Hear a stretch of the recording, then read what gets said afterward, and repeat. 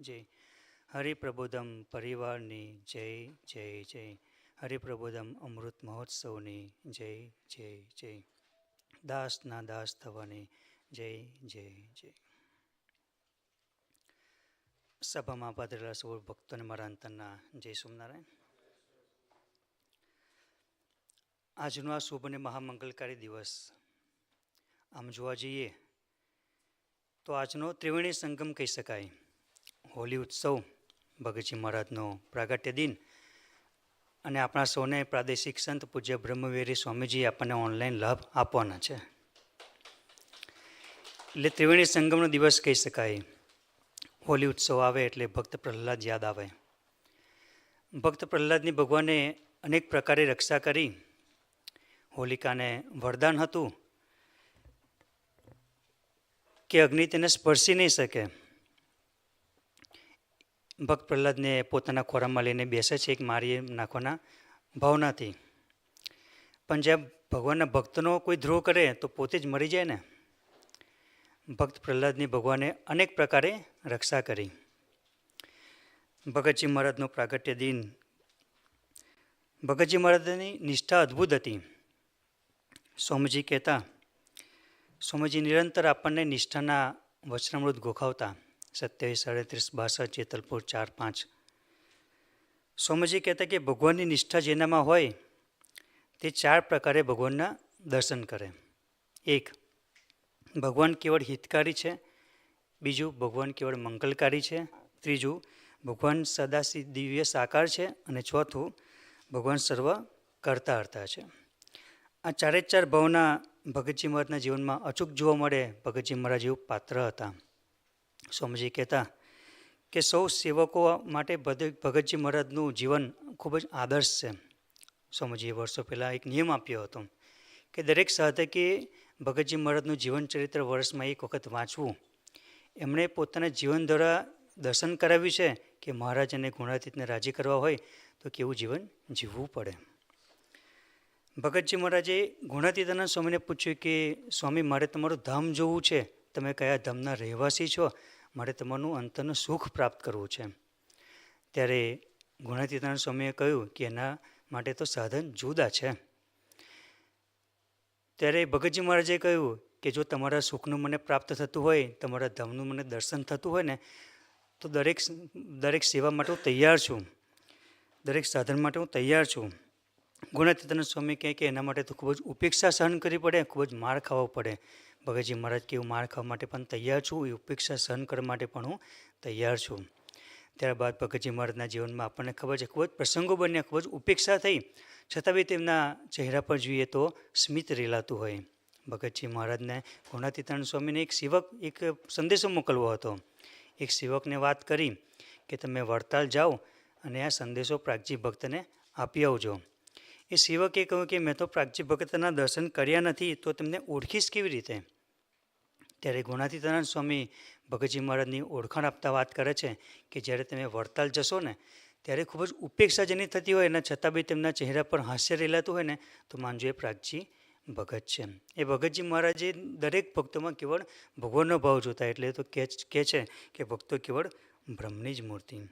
તો આપણે બહુ વિશેષ વાત નથી કરી. આપણે પૂજ્ય બ્રહ્મવિહારી સ્વામીજીનો લાભ લેવો છે.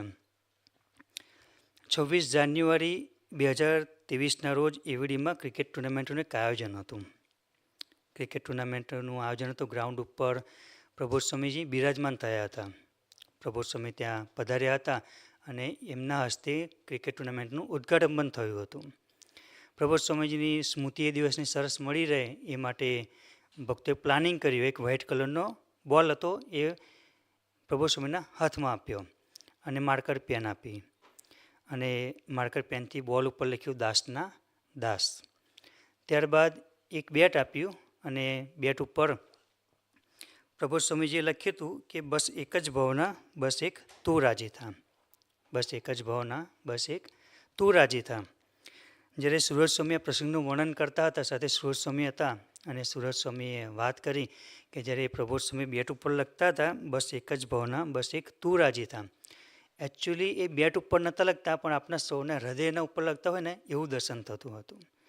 તો એ જે શબ્દ છે બસ એક તું રાજી થા, એ બસ એક તુરાજી થાય શબ્દને સરસ રીતે પૂજ્ય બ્રહ્મવિહારી સ્વામીજી આપણને સમજાવ્યું પણ છે, અલગ અલગ પારાયણ દ્વારા સમજાવ્યું છે. જો આપણે પારાયણનો વિચાર કરીએ કે આત્મીય સત્સંગ પારાયણ ભગવાન પ્રસંગો શા માટે ઊભા કરે છે, નવરાત્રિ પારાયણ, સંબંધિત સહજ આનંદ, સંત સમાગમ, spiritual question and answer session, પાક્કા હરિભગતના લક્ષણો, હું તો નિમિત્ત માત્ર, આપણે કેવા ભાગ્યશાળી, તારે લઈને હુંમાંથી તું, અને હમણાં રિસેન્ટલી સમર્થની સાધુતા.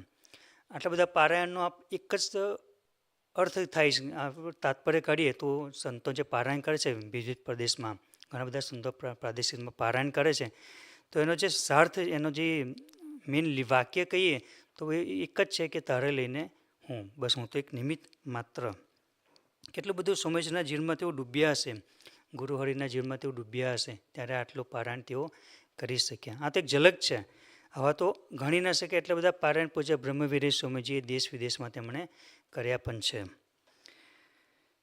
ભગતજી મહારાજનો પ્રાગટ્ય દિન છે, તો ભગતજી મહારાજ જ્યારે પૂછ્યું સ્વામીએ કે તમારું મેરેજ થઈ ગયું, એટલે ભગતજી મહારાજ કે મારે એ ફંદામાં પડવું જ નથી, કે છે ભગતજી મહારાજ કે એ ફંદામાં મારે પડવું નથી.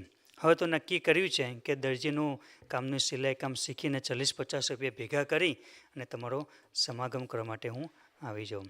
ત્યારે સ્વામીએ કહ્યું કે તમે એવું ના કરશો, એક તો અહીંયા મૂળગો સત્સંગ થતો નથી મહુવામાં, અને જો તમે સાધુ થશો તો જે સત્સંગમાં આવવાના હશે ને તો બી એ લોકો નહીં આવે. એટલે મારી ઈચ્છા છે કે તમે મેરેજ કરો. અને એ જ વર્ષે ભગતજી મહારાજે મેરેજ કર્યું, પણ એમનું મન તો સ્વામીમાં જ હતું.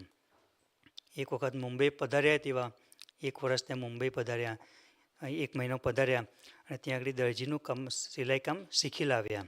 અને એમણે નક્કી કર્યું કે મારે સ્વામી માટે મોજા બનાવડાવવા છે અને ઠાકોરજી માટે વાઘા પણ બનાવડાવવા છે. એટલે તેઓ દરજીકામ શીખી લાવ્યા, ઘરે આવીને મોજા સીવ્યા અને વાઘા પણ સીવ્યા, અને ઠાકોરજી માટે તેઓ લઈ આવ્યા. આવી અદ્ભુત સેવા કરતા. આપણે બહુ વિશેષ વાત ન કરતા, આપણે પૂજ્ય બ્રહ્મવિહારી સ્વામીજીનો લાભ લેવો છે. ગુણાતીતાનંદ સ્વામીની વાતમાં એક વાત છે, પ્રકરણ 1ની 7મી વાત, કે ભગવાનમાં જોડાણા હોય ને ભગવાનની આજ્ઞામાં રહેતા હોય ને ભગવાનની મરજીને જાણતા હોય. ભગવાનમાં જોડાણા હોય, ભગવાનની આજ્ઞામાં રહેતા હોય અને ભગવાનની મરજીને જાણતા હોય, એવા સાધુ સાથે પોતાનો જીવ બાંધવો. તે થકી ધર્મ, જ્ઞાન, વૈરાગ્ય, ભક્તિ, મહિમા સહિત ઉપાસના એ સર્વે ગુણને પમાય. તો આપણા માઇન્ડ ઉપર એક પ્રશ્ન ઊભો થાય કે એવા સાધુ શોધવા ક્યાં? અહીંયા ગુણાતીતાનંદ સ્વામીએ સાધુનું નામ તો લખ્યું નથી. અહીંયા બસ એટલું જ લખ્યું છે કે ભગવાનમાં જોડાણા હોય, ભગવાનની આજ્ઞામાં રહેતા હોય ને ભગવાનની મરજીને જાણતા હોય, એવા સાધુ સાથે જીવ જોડવો. તો મને બી પ્રશ્ન ઊભો થાય, તમને બી પ્રશ્ન ઊભો થાય કે એવા સાધુ શોધવા ક્યાં? તો પૂજ્ય ગુરુહરિ પ્રબોધ સ્વામીજીએ 4 ઓગસ્ટ 2024ના રોજ પરાવાણીમાં એક વાત કરી હતી, એક લીટી બોલ્યા હતા કે પોતે ભગવાનમાં જોડાયા છે અને આપણાને બધાને ભગવાનમાં જોડે છે એવા સંત એટલે પૂજ્ય બ્રહ્મવિહારી સ્વામી. કે પોતે ભગવાનમાં જોડાયા છે અને આપણને બધાને ભગવાનમાં જોડે પણ છે. તો બહુ વિશેષ વાત ન કરતા તેમના ચરણે આપણે પ્રાર્થના કરીએ. એક જ પ્રાર્થના છે કે અમારા આત્મા ઉપર ગુણાતીતનો રંગ લગાવી ગુરુહરિની જે અત્યારે મરજી છે એ મરજીને અમે સાચા અર્થમાં સમજી શકીએ, એ માટે માર્ગદર્શન આપશો જી પૂજ્ય બ્રહ્મવિહારી સ્વામીજી.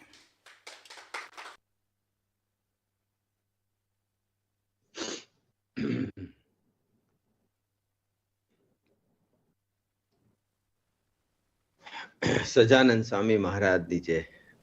ચલા મેક શ્યોર કરું છું કે અવાજ સંભળાય છે બધા?